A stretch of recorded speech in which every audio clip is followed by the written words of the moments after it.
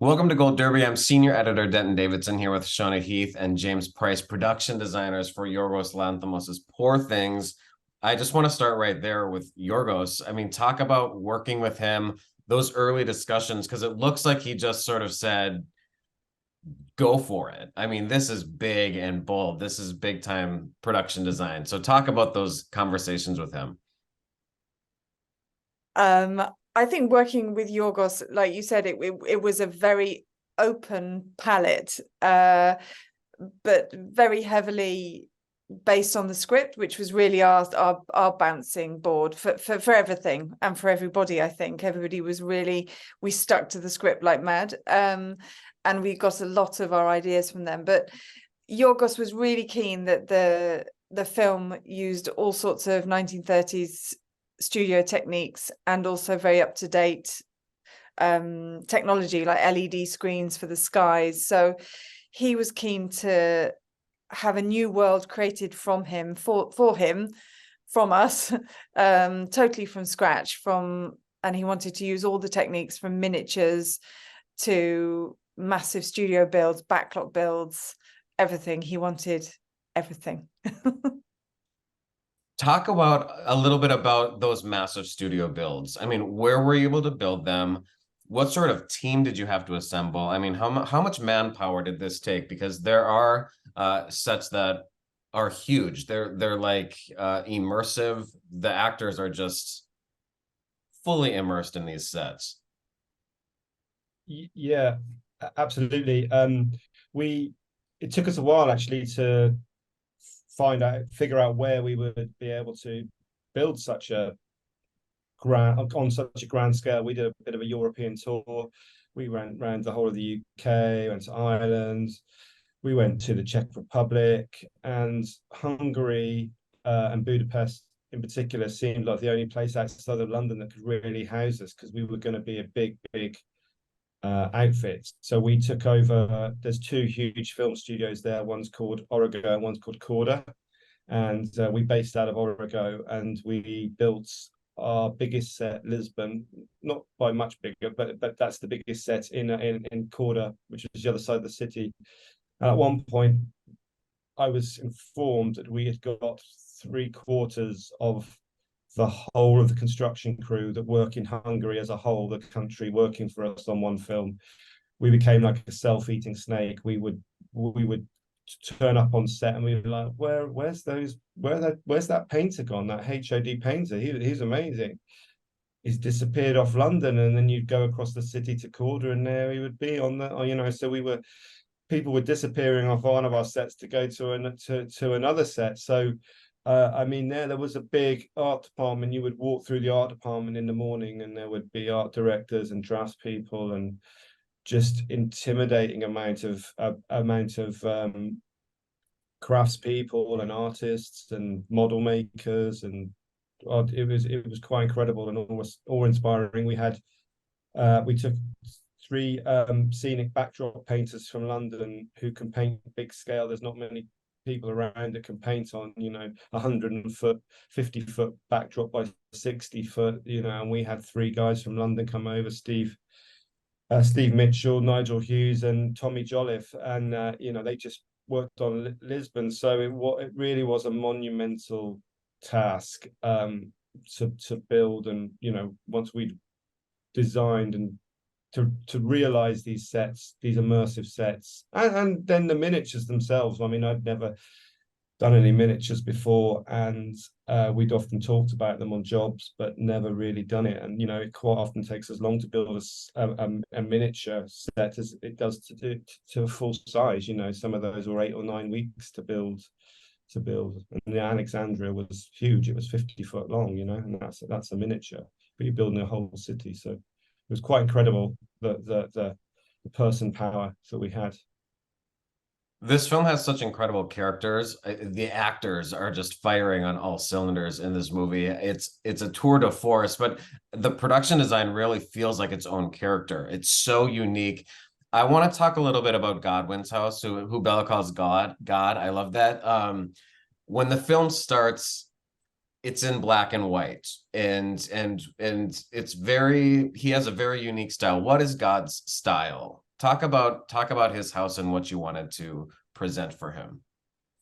Well, I think God's style was a reflection of his profession, really. He was a maverick surgeon who did extraordinary things. He put two things together and made another thing, whether that was an animal or Bella. And we applied that mindset to the design of his house, really. So we thought he would do as he wished with his interiors and the exterior of his own house. So we were looking at John Soane's museum, the architect John Soane, and he in his house, he has so much stuff that he'd started to sort of cut things up and so that they could go flat against the wall. And he put paintings on cupboard doors and then other cupboard doors to sort of almost have more surface area for the things he wanted to hang in his house. And we applied this kind of mindset to the surgeon mindset, and that's how Baxter's world grew, and also how he would have prepared the house for Bella, that he painted beautiful landscapes so that she would never feel caged in. Well, that was the hope.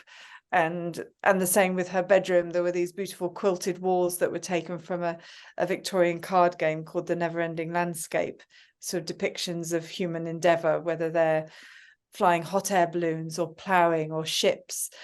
And her ceiling was these amazing relief angelfish, so these swimming fish on her ceiling. So she would go to bed dreaming of these fish, which is actually, it led on really nicely that she traveled to Lisbon on a fish. So the house was really, it was both Bella's and Baxter's, and how they lived together happily. Actually, it was a beautiful house.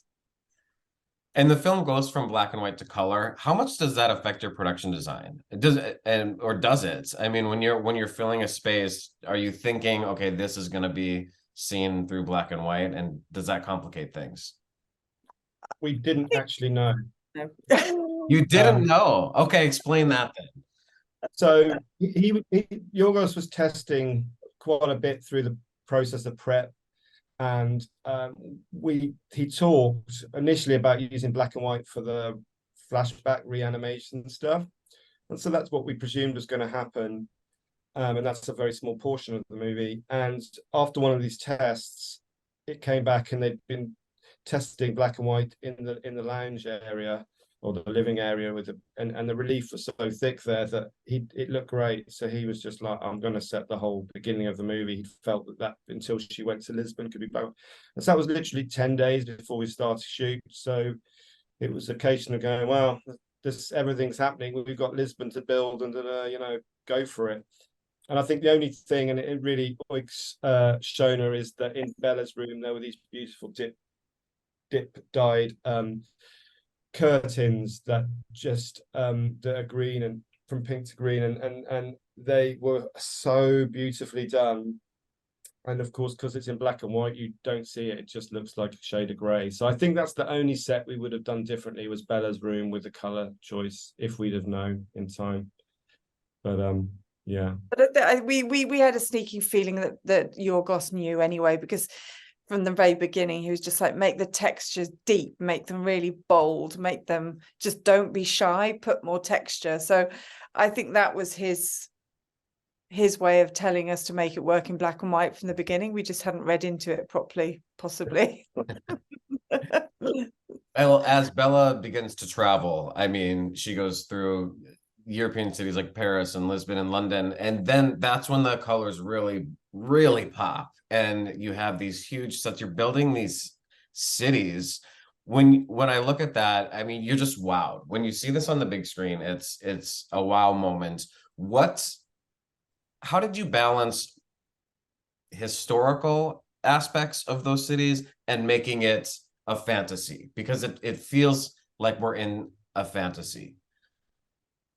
I think that was the sort of tightrope we were always on.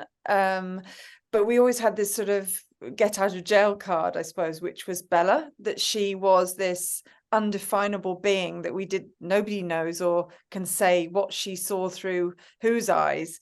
So we always had this element of fantasy that would come from her, and a way of seeing, this really intense way of seeing that, you know, Lisbon would be so sort of beautifully opalescent because all of the colors and the wonderful sort of culture, and Alexandria was intense, burning heat, fire, rage, and upset. So we felt we could really sort of raise the dials because we had Bella at our core, I suppose, always. So that's what made us able to make strong decisions, actually.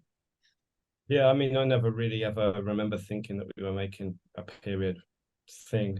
You know, it was never, because we used plastics, we used electricity, you know, anything was on the table. It just was creating this aesthetic as we did a good period of concepting early on. We did a month before the pandemic, and in that time we created this Bible, a lookbook, which essentially is the DNA of Poor Things. You know, everything in that is what transpired to be, but nothing was off the table. It's like Lisbon, the trams fly through the air because there wasn't enough space to put them on the ground, you know. So it's just like, oh, they're in Alexandria, why don't we do? So it's like, why don't we do a cable car to get them from the boat to up the tower? Yeah, why not? You know, it was sort of like, it just, if it felt right, then that was it. We didn't really worry about we just magpied our favorite references and favorite bits of time and put it into the world. And that was the liberation you get with Yorgos. Is like, he doesn't want you to bring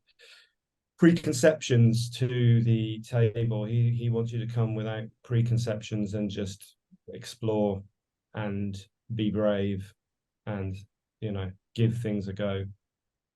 And just as a final question, I would just love to hear from each of you if you had a favorite set, or if there's anything in this grand scale of things that was maybe smaller, that like maybe it's something that not everyone will recognize when they first see it, but it just gives you pleasure seeing, like it was sort of like your baby or something you are happy to contribute to that set that might be small. What are some of your favorite things about the production design? I think I'm going to say the dripping steps in London. Okay. I think we'd always had this fascination with, in hot countries they do it, but also in London, that I'm always amazed that this happens, but the sort of tarmac and the asphalt on people's steps start to sort of drip and sag like kind of old dead skin, a bit like sort of dripping paint. And we put those on most of the sort of doorsteps of the London streets. And I love it that actually it's the first thing you might notice of strange things going on, you know. And I love that because it's sort of so domestic, and it's almost like an everyday thing we see at our feet. Yeah, I feel very fond of that. And what about you, James? Oh gosh, I think probably the fur in Bella's bathroom bedroom. That those walls are fur, and they're fake fur that you'd make teddies covered in wax. And still, to me, looking at it on the screen, you think it's a plaster finish. It's just like, I mean, it's there for you to see, but you don't realize what it was. And there was something, I'd like that Paris set. There's something about snow I've always found magical, and just to walk on a stage with red trees that are like archeries and archers, and then the snow, and then to go into the Paris that's just had a real nice, yeah, I don't know, stuff like that. And then I think Alexandria was pretty cool. That miniature of Alexandria was fun. It was a lot of fun. Big miniature. Sorry, the overall wide city of Alexandria, because that was always the thing we were worried about, being like, oh God, will this work? And, you know, because it had to do a lot of things in the story. You know, it's when she realizes that the world is not, it's not a great place, and then people aren't equal, and, you know, so it's an important moment in the story, but also we were going pretty stylized, and whether it would ring true and everything, but it did work, and it was a great moment seeing that miniature surrounded by an LED screen with our sky on it. It was kind of cool. There were so many moments, like I can't remember most of the details, but there'd be like, yeah, It's an incredible film, an incredible work. I mean, I've seen it twice with audiences, and both times everyone was just like sort of gasping and like people love this movie. So congratulations. It's an outstanding film. Good luck this award season. I don't think you need that from me. But I wish the best for both of you, and congratulations on your work on Poor Things. Thanks Thank very you. much. Thank you very Thank much. you. Thanks. Bye-bye.